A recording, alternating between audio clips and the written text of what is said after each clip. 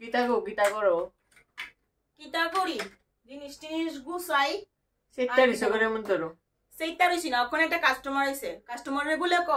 500 টাকা দিয়ে মেকআপ করবো নি 500 টাকা দিয়ে মেকআপ হয় সেদিন গো দেখছি এক একজনে পোস্ট করে কিতা লো বাজেটের মেকআপ আর্টিস্ট আছে না এটা আবার কোন ধরনের মেকআপ আর্টিস্ট লো বাজেট তো প্রোডাক্টই নাই মেকআপ আর্টিস্ট কইতে থাকবো একটা এই দুটা প্রোডাক্ট জানোস নি এই দুটো প্রোডাক্ট 1200 টাকা একটা কথা এই দুটো লিপস্টিক 100 টাকা এটা একটা কথা এত এত ছোট প্রোডাক্ট তারপরে দামটা তো অনেক বড় কিন্তু শুধু একটা দুটো প্রোডাক্ট দেখাইছি দুনিয়ার প্রোডাক্ট আছে সবই দামি দামি আর শুধু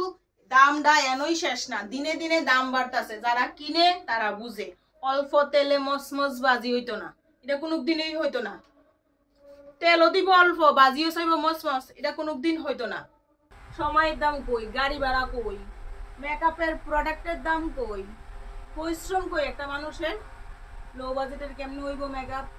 একটা দুইটা জিনিস দিয়ে তো আর মেকআপ হয় না প্রচুর প্রোডাক্ট লাগে মেকআপ করতে একটু বোঝার দরকার আছে সবাই